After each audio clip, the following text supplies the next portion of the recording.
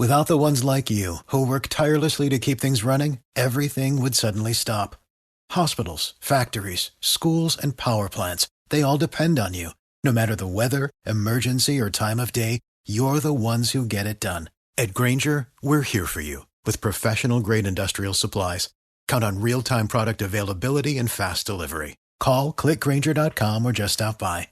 Grainger, for the ones who get it done. Without the ones like you, who work tirelessly to keep things running, everything would suddenly stop. Hospitals, factories, schools, and power plants, they all depend on you. No matter the weather, emergency, or time of day, you're the ones who get it done. At Grainger, we're here for you with professional-grade industrial supplies. Count on real-time product availability and fast delivery. Call, click Grainger.com, or just stop by. Grainger, for the ones who get it done. Without the ones like you, who work tirelessly to keep things running, everything would suddenly stop. Hospitals, factories, schools, and power plants, they all depend on you. No matter the weather, emergency, or time of day, you're the ones who get it done. At Grainger, we're here for you with professional-grade industrial supplies. Count on real-time product availability and fast delivery. Call, click Grainger.com, or just stop by. Grainger, for the ones who get it done. For the ones who work hard to ensure their crew can always go the extra mile, and the ones who get in early so everyone can go home on time, there's Grainger, offering professional-grade supplies backed by product experts so you can quickly and easily find what you need. Plus, you can count on access to a committed team ready to go the extra mile for you. Call, click Grainger.com, or just stop by. Grainger, for the ones who get it done. My football team's got me drinking. My football team's got me drinking. Give me beer or whiskey, wine or gin, anything to shake this mood I'm in. My football team's got me drinking. Back at it again with another shade of blue. We are in the studio, back in the studio, coming at you from corporate woods. We're surrounded by green. The sun is shining. Manchester City lifted the trophy for the 4th year in a row. It's a beautiful day, and I'm ready to talk soccer with my friends. Man City was supposed to be the highlight of that. We're about to talk soccer about the second to last place team in the Western Conference, and Cody's just like, man, it's fantastic. I tried to sneak the Manchester City thing in there, hoping you wouldn't notice. Oh No, no, I we expected noticed. it. I expected you to do that shit. I was looking for it, man. There was a whole lot of copium in that opening. No, I'm feeling good today. It's Life a is beautiful good. day. Everybody's healthy. It's a beautiful day. I mean, And soccer is everybody fun. in this room is healthy, yes. Yeah, some teams may not be fully healthy. So there's a lot of soccer to talk to. Not all of it is happy, as Sperry eloquently put a second ago. Let's do the introductions. My name's Cody Bradley. In the studio with Thad Bell. And At we're the back joined post. at the back post. Good job, you remembered. And we're joined by Daniel Sperry of the Kansas City Star. Howdy. How you doing? I'm doing all right. It was a late night last night, and I am on cup of coffee number 2, and we are good to go. I love having his booming, deep voice on this podcast. Boom. I have water much better than I had last night. And in this studio, in this There was water in the fridge every single time I went to the fridge last night at the stadium, except for the one time that you were looking for water. Yeah, there was no water. I don't trust my arm strength, but there was like at one point where I like saw you down in the corner, and I was like, man, maybe I could like if I get a tight spiral, am I gonna peg someone 13 rows below me, or am I gonna make it to that, or am I gonna get thrown out because it goes on the field somewhere and like pelts the AR? I'm fairly confident you throw a bottle from up there and try to make it down to me, because that's the opposite end. And you're going to hit somebody, and you're not worried about getting thrown out for that, only if it goes on the field. He's not even going to get close. I don't believe No. he would even get remotely close. We're going to do a test. Guys, I have one of it's those. less than 100 feet to the sideline. I mean, come on. Okay, that's 30 yards. I could throw a 30-yard bomb. I'm good. But you're not on the same end of the field. Doubtful. You're on the opposite end of the field. You were down in the corner on the river end, weren't you? In No, the first half. Hey, no, I was not. save this witty banter for the Keeping Current podcast. These are the 2 stars. We have side Stars. Stars is doing a lot of heavy lifting there. We're a 2 out of 2 stars. Yeah. They are the Kansas City Current focus show. We each get 1 star on our feed. Hey, we're just keeping current on the shades of blue. And I think they might record a Keeping Current directly after this. So we're going to get 2 in there, and it should be a good quality one. How much do you think he will cut out of this pre-sidetracking? Oh, I'm not doing any of that. Don't. We're just delaying the inevitable. All right. Maybe we just don't want to talk about Sporting Kansas City. Exactly. Maybe that's the whole thing is, Cody's over there with copium because it's sun shining. There's blue sky. Well, mostly blue sky. There's some blue sky out there. And a blue There's moon. green trees. There's... Stop it. Oh, gosh. If I have to hear about Manchester City one more time, I'm leaving. I'm out of the room. You're going to hear the headset drop on the table and I'm out. Ka-chunk. Well, be nice and noisy, just like the Current's press Yes, we conference room. will talk about the Kansas City Current. We'll get there because they are the palate cleanser, although it was kind of a rough night for them as well. Unfortunate ending. But we're going to get to that. But we're going to tease it because then you can hear them talk more about it on the Keeping Current podcast, which is also on the Kansas City Soccer Journal podcast feed. So Yes. go check that out. But we are going to talk about Sporting Kansas City quite reluctantly. If you did not listen to the show last week, we did the Peter Vermees show already. And I don't know that a whole lot has changed in this last week.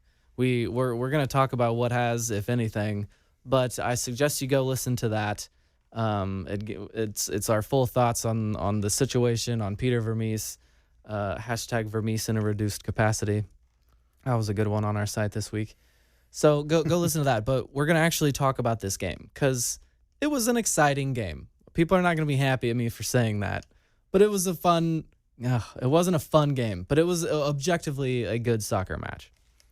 I did not get to watch it live because I was at the Current game, so that makes it a little difficult. I guess I could have brought a computer at the end line and had Cody or Daniel throwing shit at me, but so I didn't watch it live. So I went home, I watched highlights, I went back and watched different parts of the game. It's hard to be excited when you're watching a game after you already know the result. Yeah, when it's a wrong result, it's hard to get excited. Yeah, you watched it, sort of. I did. I watched a lot of it. Well, Johnny Russell got the scoring started. It's exactly what we wanted to see. They should have come out foaming at the mouth after this past week with Vermees. Of course, they gave up a goal first that was then called back for being off. But Well, not a great view of it. So did you give up a goal if you pulled them off sides? Just saying that's not coming out firing though. Yeah, I know. But we had this conversation earlier in the year. The back line, even at the bad times, they do that a lot. They pull people off quickly. It's intentional, and I'm not calling that luck. So they pulled that guy off. They kept a tight line. I'll agree. Sometimes it's just ineptness of opposing players. And actually, no, they didn't. Remember, in the first seconds of the game, Johnny had a look on goal. Yeah, picked off a pass. So ran. they came out strong. I'll at least give them that. Got the first goal, and it was a beautiful goal. Yeah, it was a good combination play. Like seeing, that's kind of what happens when you get Alan Polito moving out of position. Does that, drags the defender out, all of a sudden opens up a gap. He makes the right pass to Johnny Russell, who timed the run perfectly. Finished with his right foot. I know it takes a deflection off the guy's leg. Not exactly sure where Johnny Russell is putting that on goal, or if he is or not. Doesn't matter. The ball ended up in the back of the net, right? Definitely, the deflection definitely fooled Stuver because Stuver's going the other way. Right. I think the way that Russell is probably trying to shoot at that point, maybe trying to nutmeg the defender there, and it goes off the outside of his leg and sneaks in the near post. But it's a good combination. It's a good goal. And like you said, it's exactly the response that you wanted to see. And at that point, through 20 minutes, you're looking there and you're saying, okay, like they responded in the way that that Peter wanted them to, and we'll talk about the rest of the game because I still think they did in a way, but there's certain things that they cannot do. They cannot stop, which is their own nature right now, which is shooting themselves in the foot. To go back for a second, what did you think about that lineup? Was it as big of a shakeup as you were expecting? It was really just two players. Really, it was one. Well, yeah, I guess, yeah. Because Leibold out and Zoran Basong in. Hopefully I'm close to saying that correctly. He tiptoed around that name, but yes, I think because you got I have to think through it. I'm trying to be polite. I'm trying to be good. But talking to Peter this week, it was less that it wasn't that he's going to make a huge change, but he sent a message and he wanted them to have a chance to respond. So it wasn't like I'm going to send a message and then take out the people I want to respond. Right. So the people he wanted to respond, he gave the message. Now the question is, did he see enough from them that they responded in a way that he felt that they listened? Okay, so I know we debated before whether it was Johnny Russell or Jake Davis or Leibold or whoever. Now, at least I think he gave the message, and we'll see if they responded in a way that he thought was okay. Yeah. I mean, the other one too is Volodar for Casti. I don't. It's hard to take a ton of the blame on that. If we're going back to that goal, right, the one against Houston, hard to put a ton of blame on Leibold in that situation. But as he's talked about in the quote to me earlier in the week, where he said, there's a lot of things that have happened over the course of the year that are adding up to this point. Yeah. Of why he feels like certain players are not giving their all. Basong, I thought wasn't the cleanest, wasn't the greatest performance in Omaha, but you could tell the effort was 100% there on his end, and I don't know that the same has been that way for Leibold. So I think that was a change that, one, based on what we saw in training later in the week, I didn't. When I saw the lineup, I wasn't surprised at the change that he made, but I was maybe more surprised to see that Leibold was really like he said on Thursday. For me, he said everyone gets a clean slate now, and we're starting over. Yep. And so I've made my message clear. Now it's a clean slate. Now, if you're not going to do it, I'm going to yank you. And I think that was to see the fact that still with that clean slate, he was so determined to put Castellanos and Leibold in there, because I think Volodar has his own culpability in that goal, and a few moments where I think in the Portland game he's just kind of defending in no man's land in the box there. And when they coughed up that 3-0 lead, there were moments where I'm like, go to the ball. And so I think I see what he did with the lineup. I don't think it shocked me based on what I saw, but I was kind of surprised to see that with the idea of the clean slate, that especially Leibold more so than Volodar, he was ready to make a change there. On this first goal, that's what we've wanted to see from Polito. He still didn't get a goal himself, but he did have that good moment. That was a great layoff. His movements, it's everything you want to see from him. But did he get yanked? 63rd minute. Right after the Jake Davis goal, did he get yanked? Is he one of them that it was all right, clean slate?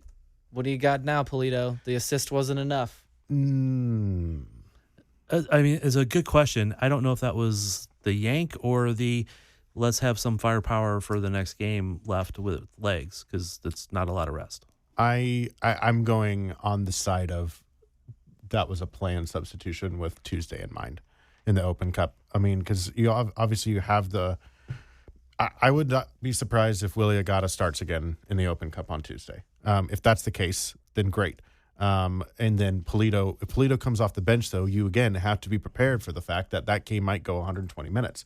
So you could say, I'm going to bring him off and put Polito on in the 60th minute if we really need him, and you play him instead of going 90 minutes and 60, you've got 60 and 60, and you went 120 minutes over 2 games, and then you've got the road match against Portland on the weekend where you can feel like you can run him out there for another 60 games. But if you go 90 and then 60, yeah.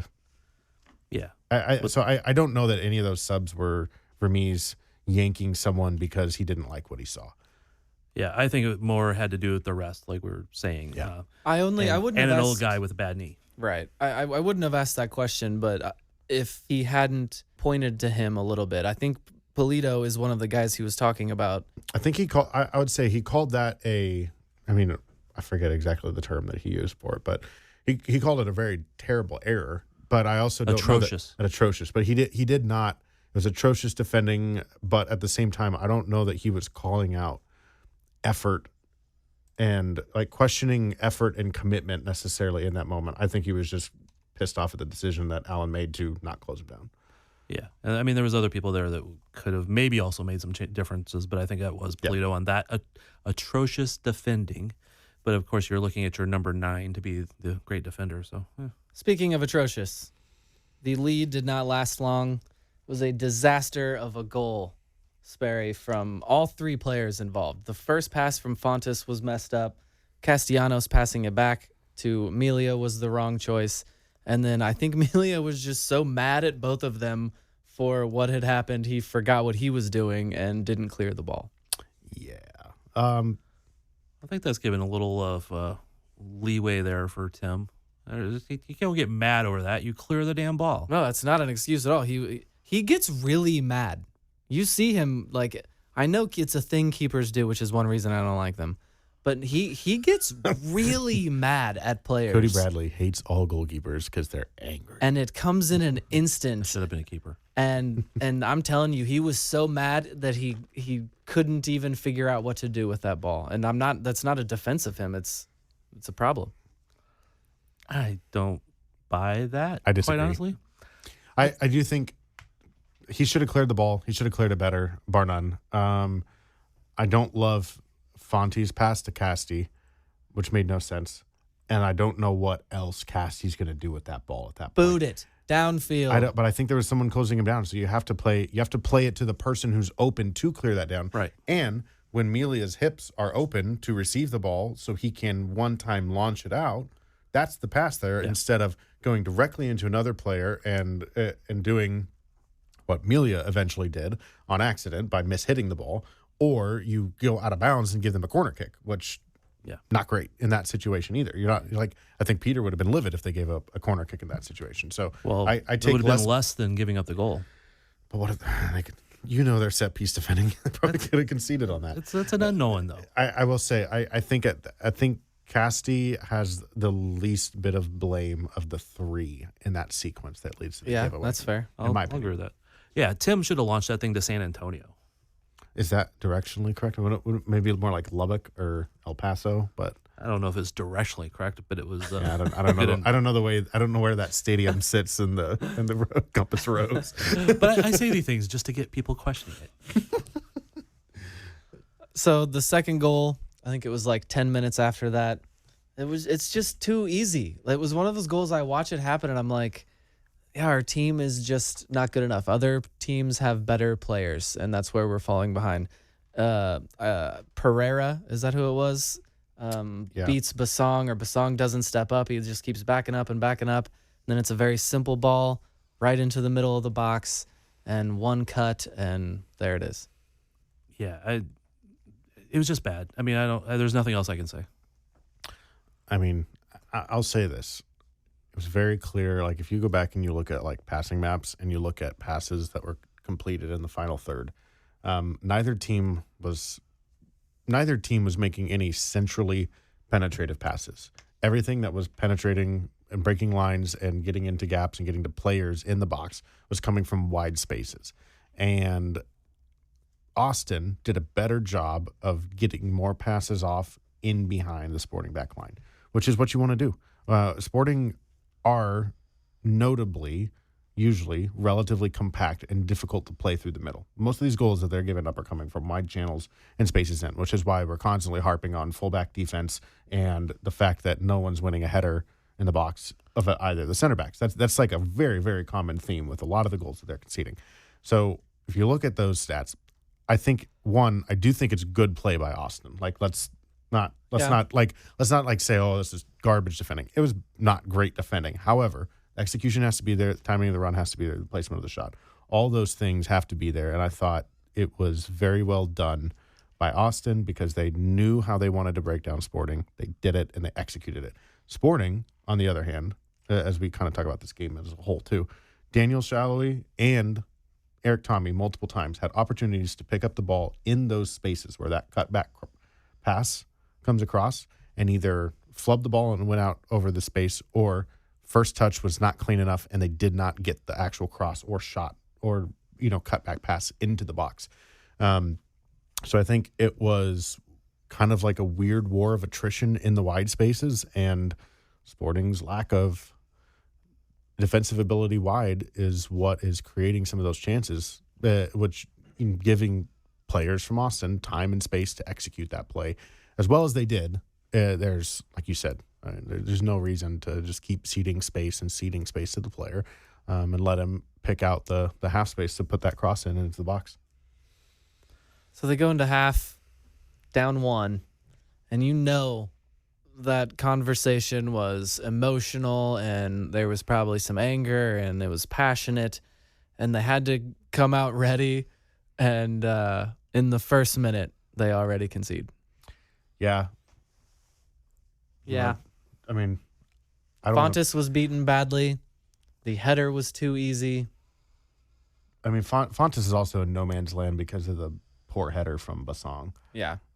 Yeah, they're left with 3 guys back there. And everybody has now over-rotated. Otherwise, that's Castellanos going 1v1 with Driussi for the header, and I don't know that happens. But because everyone's shifted at that point, it's Driussi versus Jake. Jake doesn't jump the header. Well, no, they have 2 guys back there. It could have gone to either one of them. They were just floating around. It was, yeah. It's hard to defend when you got 2 guys that you don't know where the ball's going, and it's coming off of that. And then what chance did Tim have a chance? No. I mean, Driussi is just a great player and put it in a spot where he didn't have a chance. But I think I'm saying though, like because of Basong's miss on that ball that goes over the top, header heads it right into the path. Now Fonte comes out. Now then Castellanos is at the near post and Jake's at the back post. Castellanos at the back post and Jake being able to defend the second runner in there maybe changes that sequence if Basong doesn't head that ball backwards. So they got caught shifting there. But I think this is the frustrating part of it too, which is like we talk about the effort, okay, but here's the same old individual mistakes and team mistakes because it's a mental lapse. It's a shoot themselves in the foot moment, and it's right out of halftime. And Johnny told us in the post game there were 2 things that they talked about at halftime was to keep the ball and to come out with the right amount of energy, and they concede 45 seconds into the half, and it dooms devastating them because otherwise you're looking at the situation where Davis's screamer is an equalizer, and Eric Tommy, and after the game we're talking about Eric Tommy almost won it by putting it off the bar, and in reality, 2 inches away, we're talking about okay maybe a good 3-3 draw, but that goal out of halftime is just so. Can't happen. Such a microcosm of who this Sporting KC team is right now because it's a mental lapse. It is an actual practical mistake that happens defensively, and it is a mental lapse from everyone else.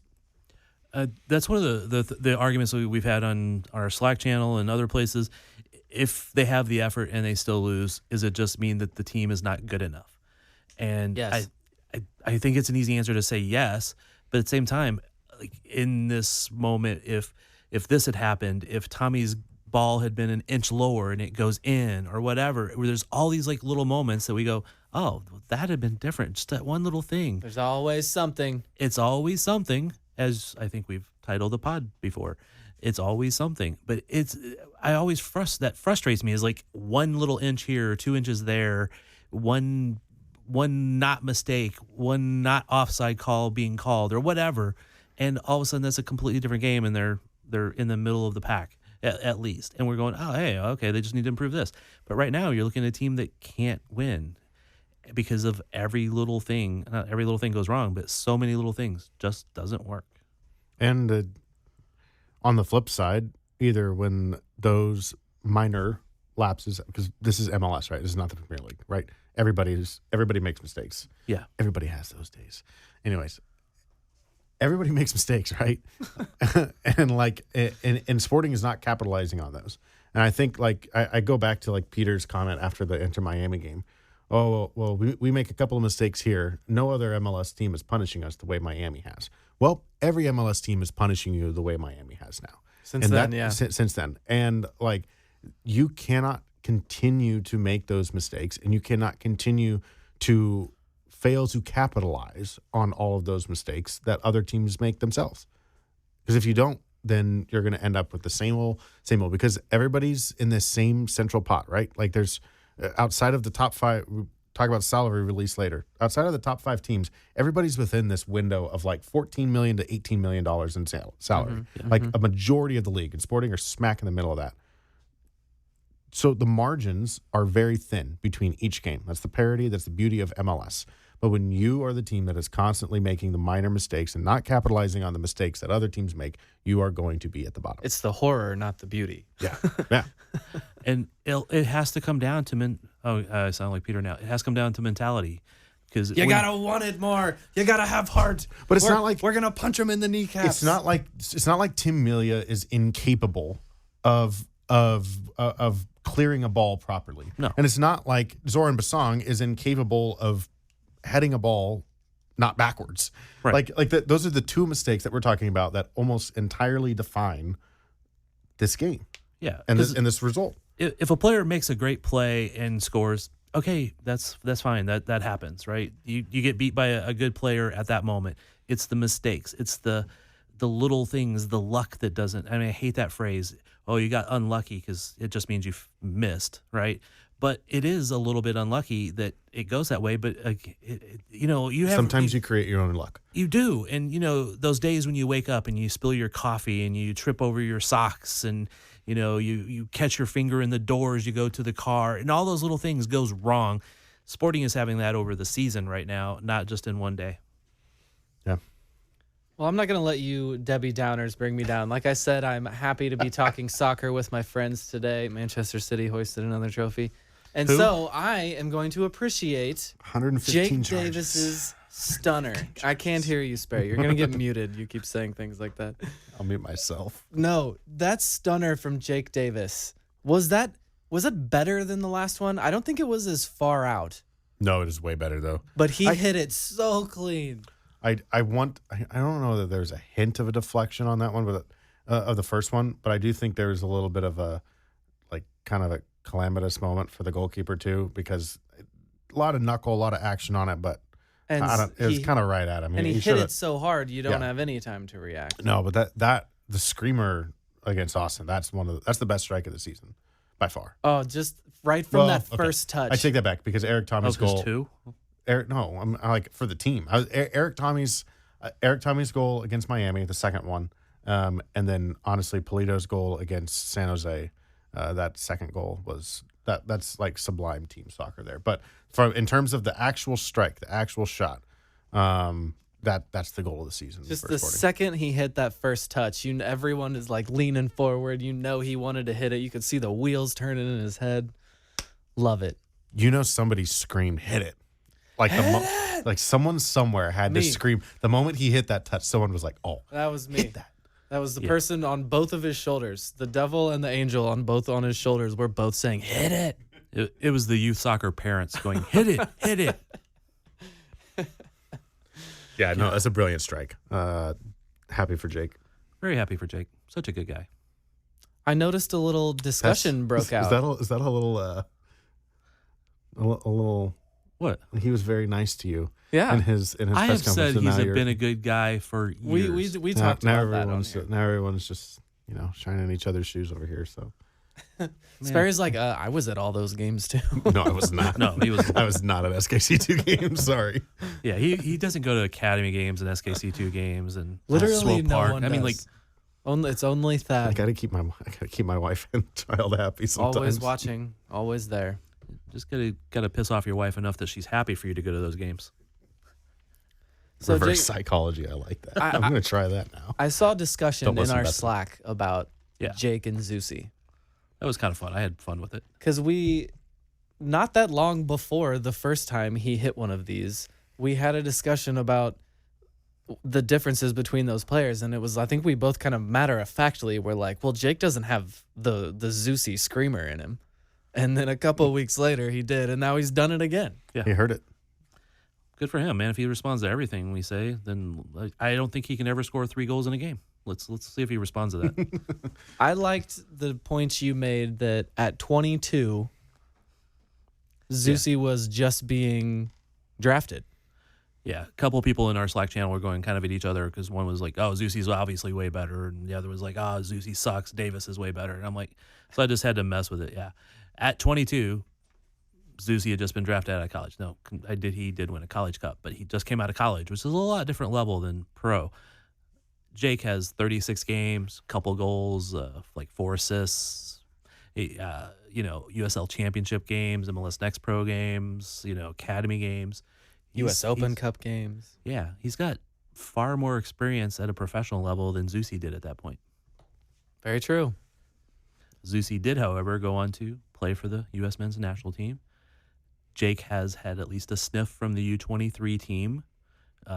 It took Zusi years into his career, too, before he ever got a look. It did, and he was also a entirely different player. Well, at yes. that point, before he came a right back, right? Like, yes, we're comparing right back version of Zusi versus this Jake Davis. but you can't. Okay, so here's the thing: you can't tell the story of right back Zusi without including the experience that he had in the attacking mindset. Yeah. And how much that played a role in Right. his ability to read the game and run the overlaps and the underlaps and do all that in the right phase with that guy. And just create another dynamic for the team Right, that and- the defense had to watch for. And Davis as a midfielder has always had that bite to him, and has ability to pass the ball, play the ball, and he has relatively, it's pretty athletic.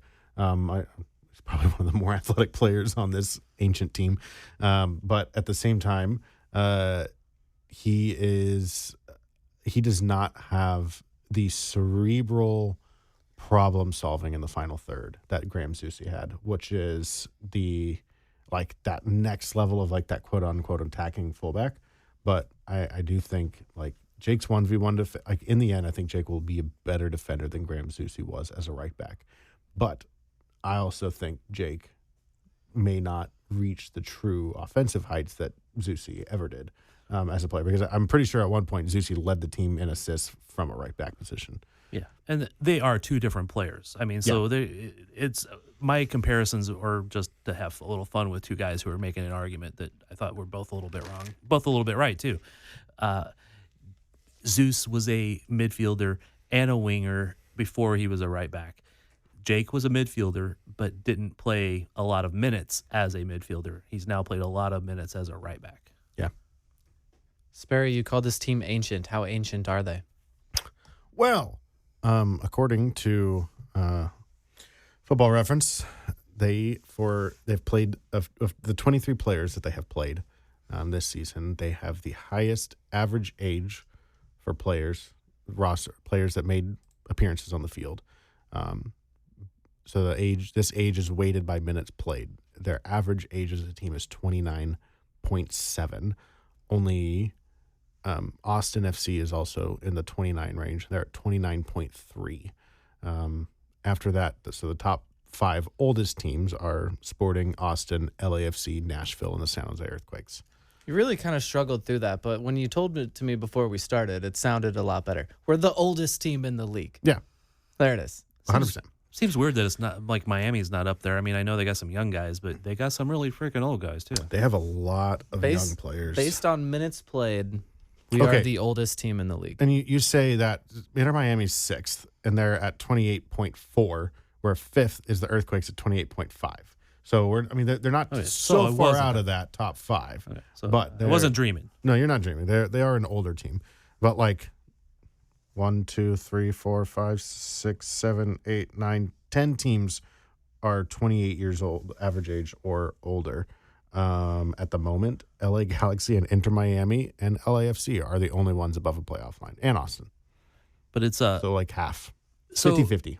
It is in context that while Sporting is the oldest by minutes, and it does sound bad, there's a lot of teams that are not that far off of them when you average all of that in. Correct.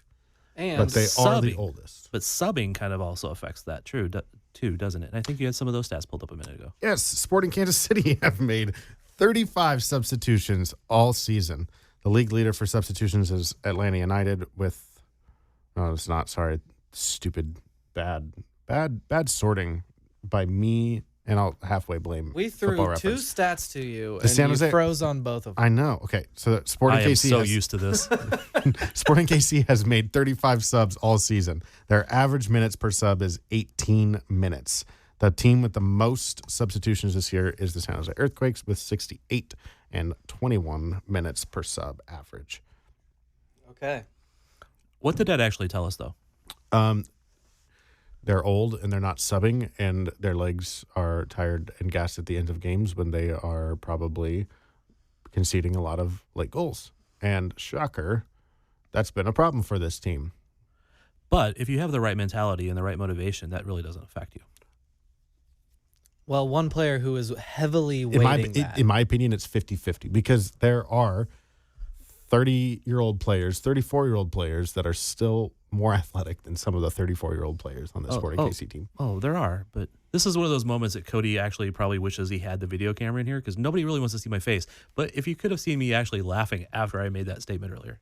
Or you could just laugh into the microphone like I request of you all the time. Nobody wants to hear that. We have fun on the show all the time, but Thad will do this thing. He does like a quiet laugh. Like he thinks he's not supposed to laugh. You're allowed to laugh, Thad. It people want it. It makes the show more fun and You can funny. laugh at your own joke. So it's like we don't need a laugh track. How often do I do that? Not enough, apparently. According to Dry Cody humor. Brennan. Dry humor, According man. to Cody Bradley here. It's like I tell dad jokes and then I don't laugh at them. 38-year-old Tim Melia is heavily weighting those numbers. Thank you for taking that drink right into the microphone, Sperry. Is heavily weighting this those button there. numbers. We're just going to go full on. Horrible. We get some ASMR episode of Shades Work of Blue. for the stars. Show some decorum. Have you seen those guys? I write stuff. I don't record anything. Come on now. Have you seen those people? You think they have decorum? We do. Get out of here. Oh. Vahe does. Anyway, Tim Melia saved another PK. He did it again. He caused it himself, but he did it again, Sperry.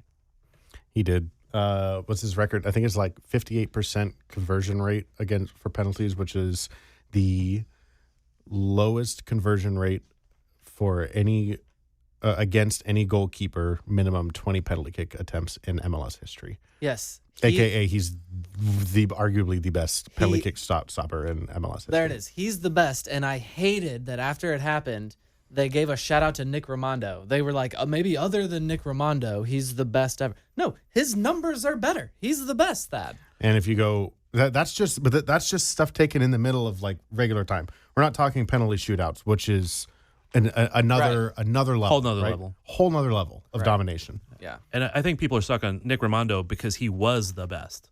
And Tim actually learned from Nick. So kudos to Nick Raimondo, one of the few keepers that I've liked from other teams, especially evil Salt Lake things. But Nick was the best, and Tim learned from him. But Tim has surpassed him in the amount of saves he's made. Correct. I don't know if he was better, but he's passed him in the amount. I want to say a couple of years ago, I think it was after, I forget what shootout it was now. It would have been 2020. It was the one against the Earthquakes where he completely skunked them, right? Three attempts was over in 2020, right? In the playoffs there. Yeah. I went back and did some research on Melia's stuff. There's still been a couple of penalty shootouts since that one. Tim, I think he had gone the right way, even despite the fact that there was some that he did not save. He'd gone the right way on like 80-something+% of the penalty kicks, which is just like goes to show the level of his ability to read run-ups is very good, and the level of Superhuman research that he goes to, and then the ability to read the moment too. Like Hani Mukhtar had never done the little cheeky chip down the penalty, down the middle. He tried to do that against Melia like a couple years ago at home, and Melia read it the whole way. That's not on the scouting report because he had never done it. But it was just something that Melia felt in the moment that he's able to go do. And it's what makes his weird spidey senses on top of all of the really good homework that he does on everybody and how to read run-ups that makes him the best. It's truly amazing. It's also, there's a little secret to how the players place the ball.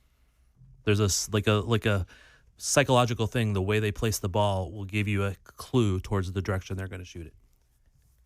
Are you going to tell us, or this I is don't just a know little it. trade secret? Oh, okay.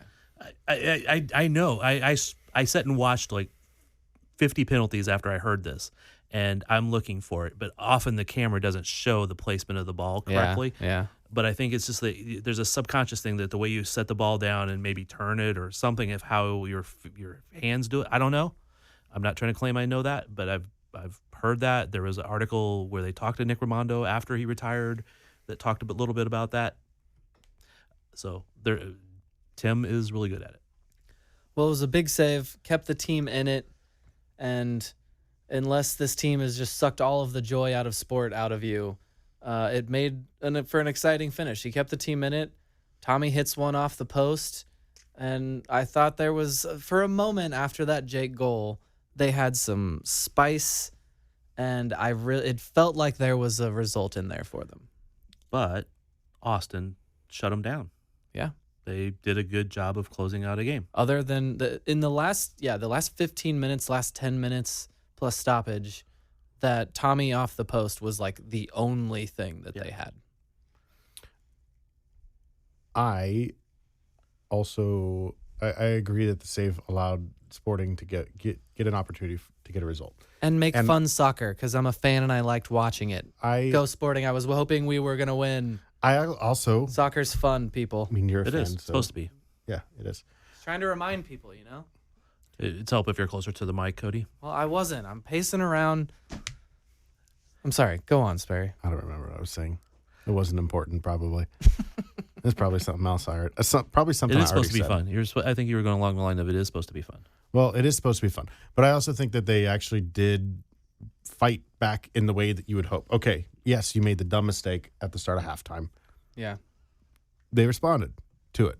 And even if you kind of go back to you remember the game in New England last year where Fonte gets that red card in the first half? Oh, right, yeah. It's the one where Peter basically said to them in the locker room, look, the effort wasn't there in the first half. This was garbage. Yeah. We didn't like it. They nearly tied the game up, right? Because Felipe Hernandez hit the post after they got a goal right out of halftime from Daniel Shallowy, I think, or Shallowy or Russell, somebody. Yeah, players have cited that game as like a bit, or maybe it was Vermees was cited that as like a big turning point. And even after that, they still had the loss to Montreal, and it still took it still took time for it to turn around.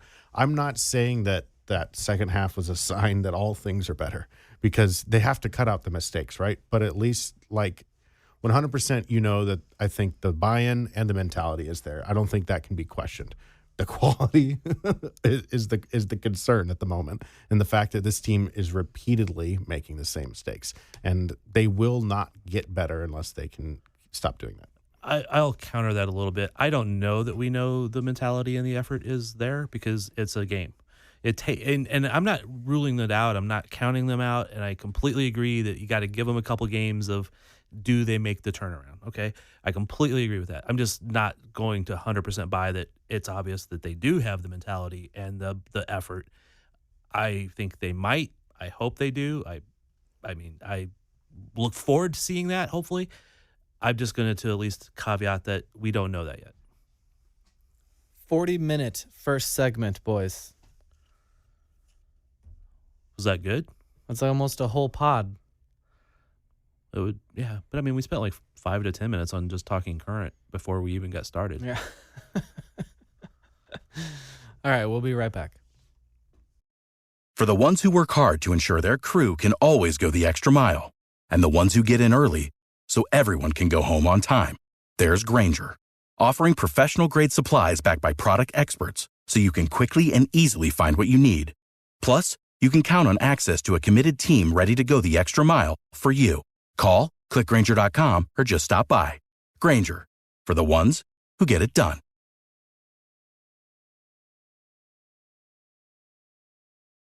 For the ones who work hard to ensure their crew can always go the extra mile, and the ones who get in early so everyone can go home on time, there's Grainger, offering professional-grade supplies backed by product experts so you can quickly and easily find what you need.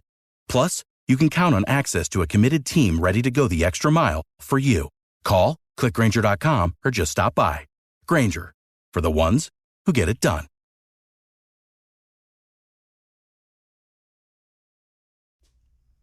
All right.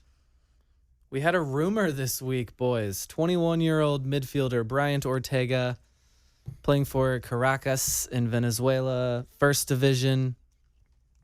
I mean, that's all that sentence right there. That's all I need to hear to know that I like the sound of it.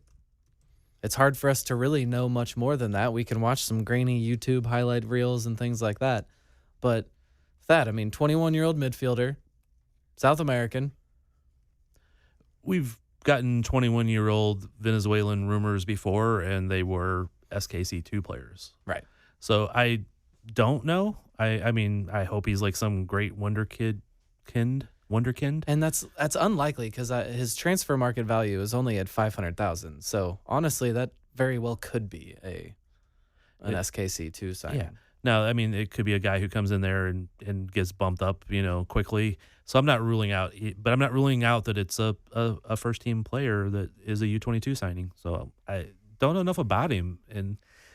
But the thing is, right now, any rumor, anything, any potential player signing is just candy because Yes, everything else we've been eating is like rutabaga.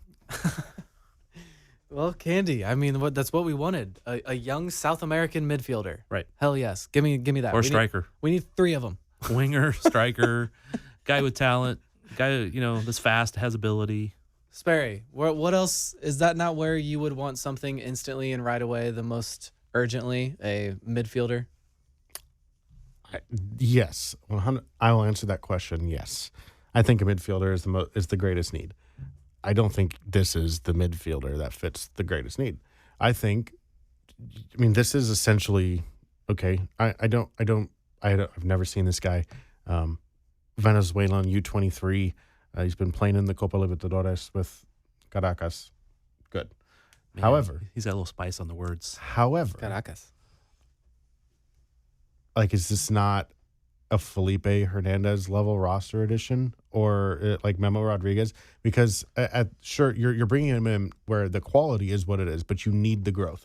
We saw how long it took for Logan and Denbe to actually be a like truly top-notch first team player And at his position. You're picking one out of the 3 that actually did something. Actually panned out, right? So like, There's still time. I'm not saying, and I don't mean it's to like, I don't want to trash the kid because I've literally never seen him play, and there's hardly any scouting reports on the actual Venezuelan first division. But like at least that are available to what I've been able to find online. I mean, they play for food, right? I just don't think that. Jeez. That's bad, Thad. I'll call it bad, Thad. Bad. I don't think that it moves the needle for them in the way that they need the needle moved in the midfield. It's going like the addition that they desperately need in the midfield is a designated player level number 10, someone that's going to play the final pass. Yes. Or an hybrid 8/10. Fine. Like, but that's what they need. And so like, sure, they need a midfielder, and if they're in, like, I agree that that's the need, but I don't think this guy necessarily fits that need.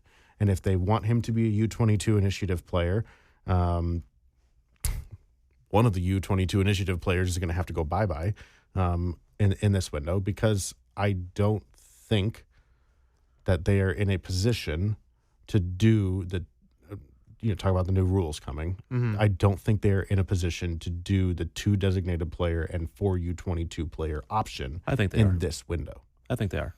Because remember, if they go with the 4U22 and they go from 3 DP down to 2 DP, they can TAM one of those players and they get the extra 1,000 of allocation extra million of allocation money. So I think they can bring down one of them. Maybe. Great retort. I would argue that's And not long, the best. thoughtful. I would argue that's not the best use of the way to do it, though.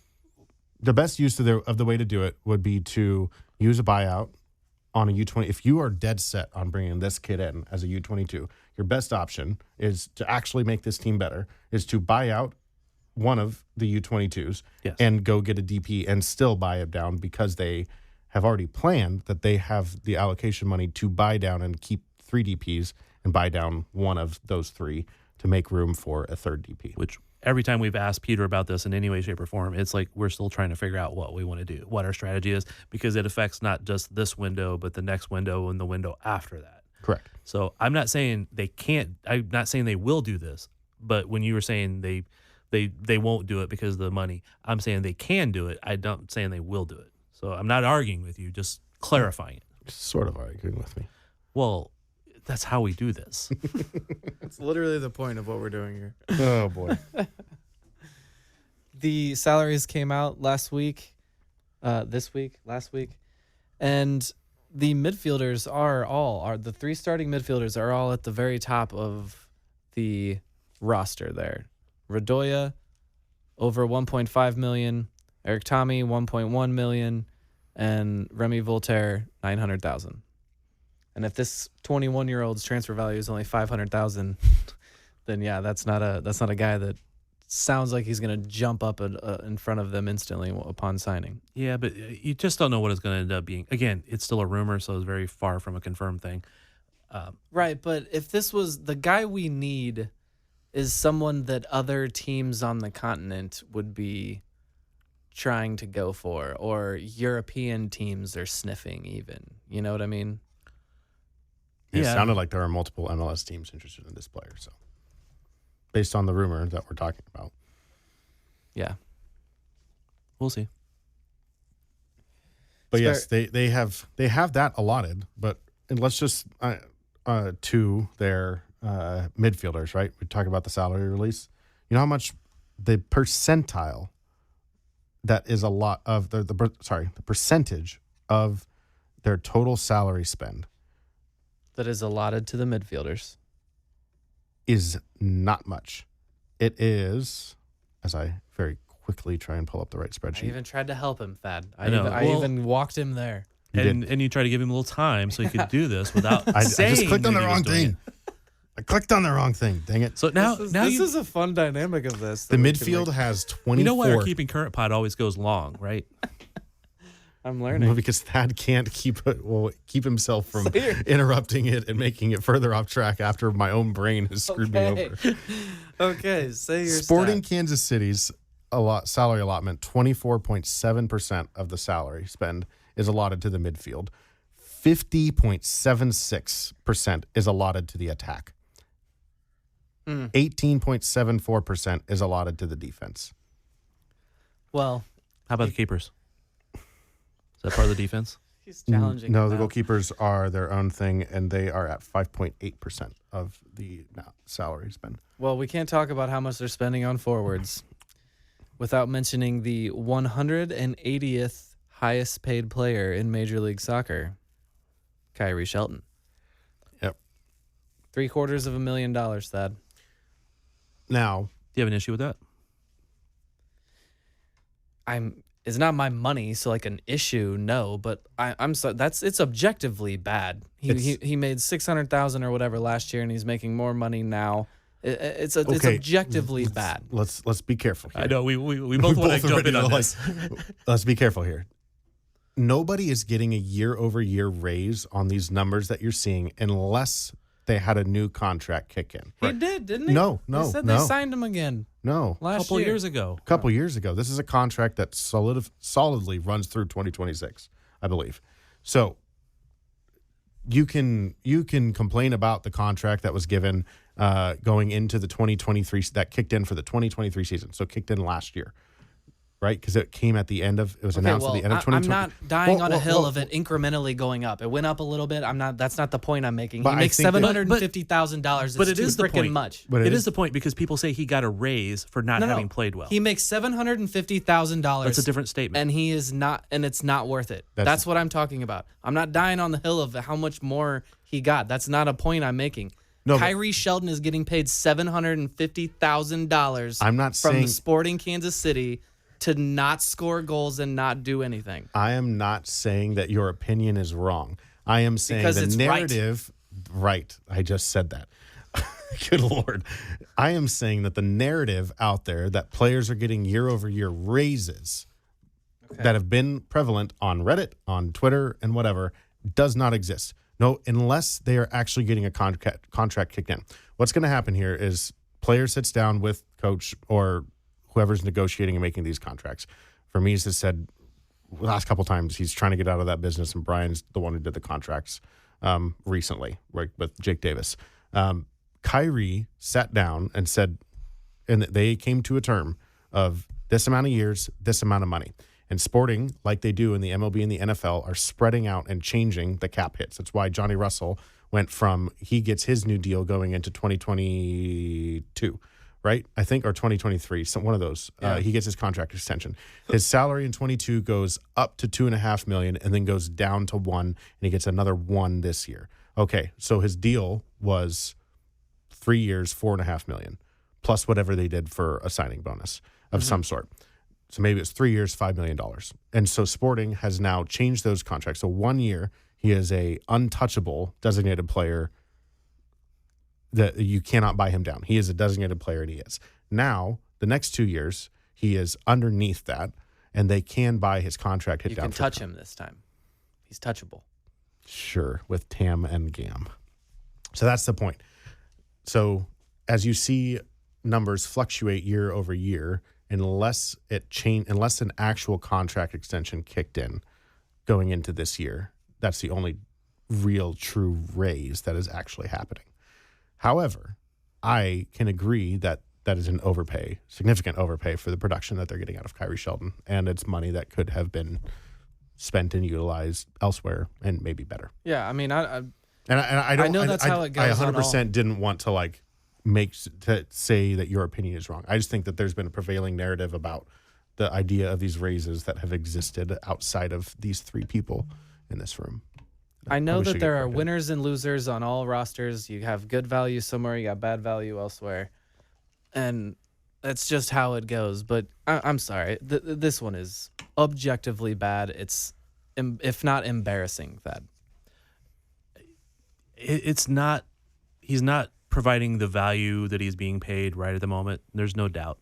Again, his contract was actually, I forget which year it was announced, because I'd have to go back and look at his stats, and I don't have that right in front of me.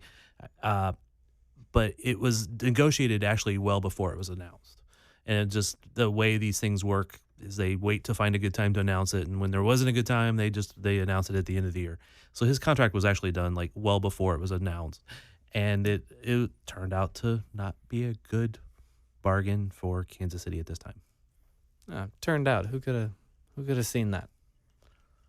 The time when it was actually negotiated, he was actually performing fairly well, although a lot of people still gave him a lot of heartburn. So, anyways, that's a hard one to defend. I know you did it there, but oof. I'm not trying to defend it. Yeah. I'm Explain simply it, not simply defend it. There's a explaining difference. why the numbers are what they are year over year. That's not what I'm talking about. But I know you're I'm not. talking about that. Like, okay. he was just defending. explaining, not defending. Okay. There's a lot of difference between defending and explaining. There's moves that they'll do that I like. Okay, yeah, I think it was a good thing. I'm just explaining what happened and why it's misunderstood at times. It didn't happen when it was announced. It happened well before that. Yeah, and I guess the bottom line is that he wasn't really ever that good to be making that money. Well, I was surprised at the amount that it jumped up by the year. Yeah. I wasn't surprised at the Yeah. original amount. So it's, it's always easy to look at these like, oh, 600,000 is too much for his effort or for his production or whatever.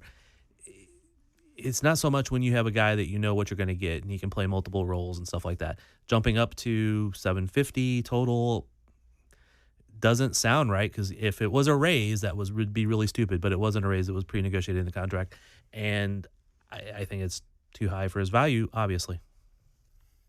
That segment really brought me down. Kyrie's a Not gonna nice lie. guy, though. I really like him. Yes, he is.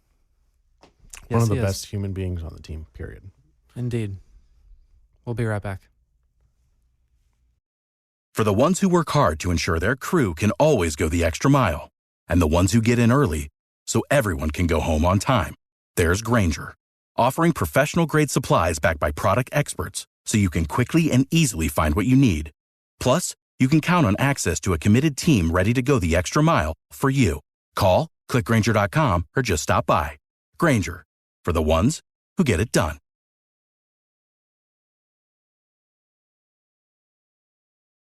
Without the ones like you, who work tirelessly to keep things running, everything would suddenly stop. Hospitals, factories, schools, and power plants, they all depend on you. No matter the weather, emergency, or time of day, you're the ones who get it done. At Grainger, we're here for you with professional-grade industrial supplies. Count on real-time product availability and fast delivery. Call, clickgrainger.com, or just stop by. Grainger, for the ones who get it done. Okay. See, I already feel better. We took a break. And now I get to talk about the current, which is a happier subject. This game did not end well. Let's do a quick... I want to talk about it quickly, but you guys are going to record a Keeping Current right after this that every one of you listening should go listen to. But someone tell me what the hell happened in stoppage time. 8 minutes of stoppage time, and they played like 15. What happened? Extra time was added on because of things that happened during it. I know people will argue that it shouldn't be that amount, but there was goals, there was injuries, and play running on. So I have not sat there and timed out every single thing that happened in that time, but the referee thought that there was reason to continue to add time, because just because a referee says I'm going to add on X amount of time doesn't mean that that's going to be that's the minimum. That's supposed to be the minimum. Sometimes they don't do that, but it should be the minimum. And then things that happen in that time will continue to add extra time on: injuries, goals, substitutions. I don't know. Gas. I don't know. Nah, fam, it was too much.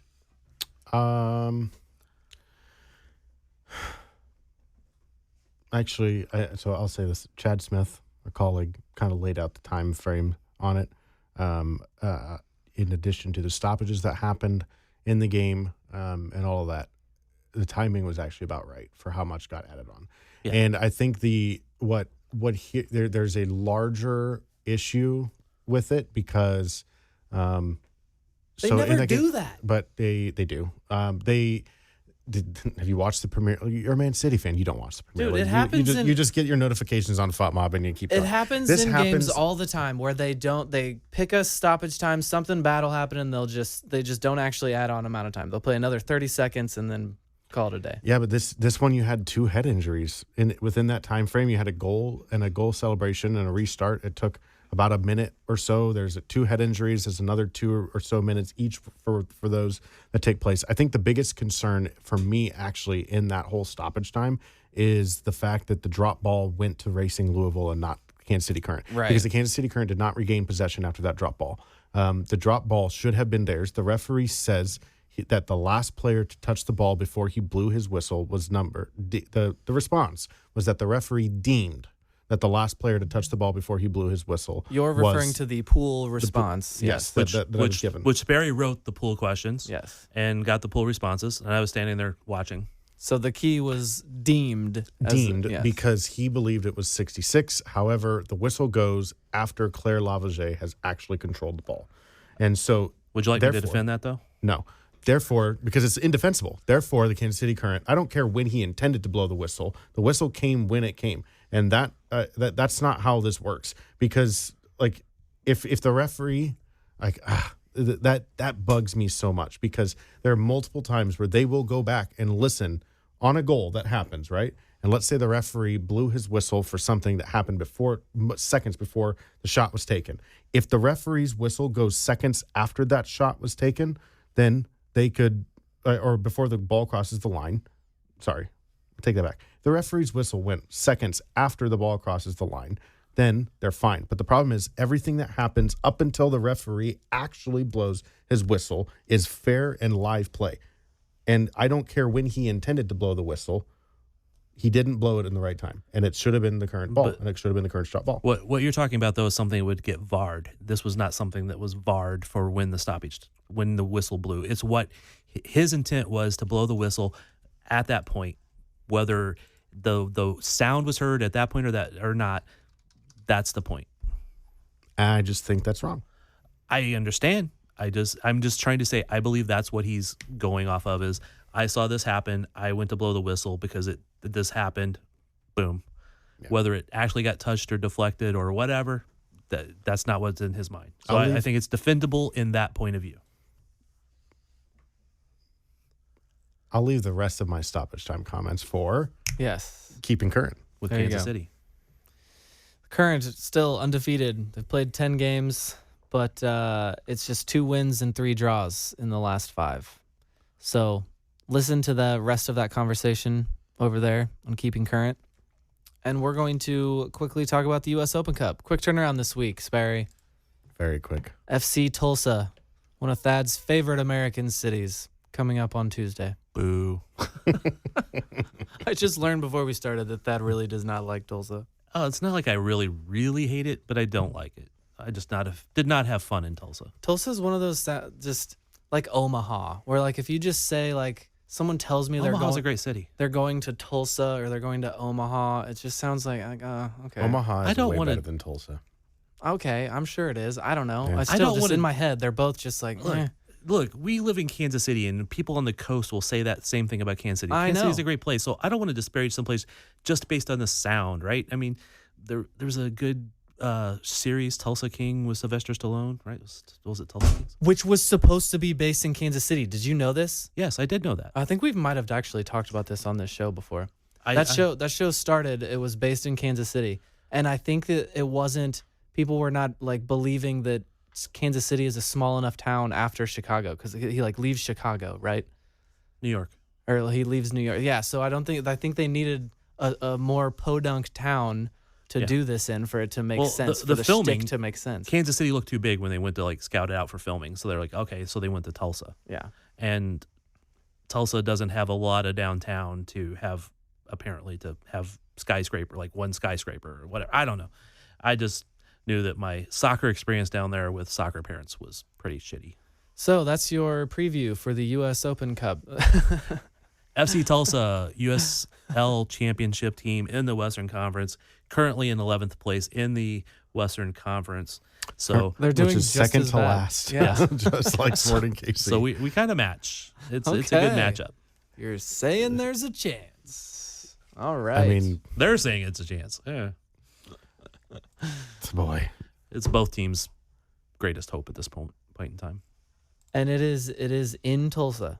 No. No, It's it's here. Okay. Children's Mercy Park, Gosh. Tuesday night, 7:30, 7:30 kick. That's another thing.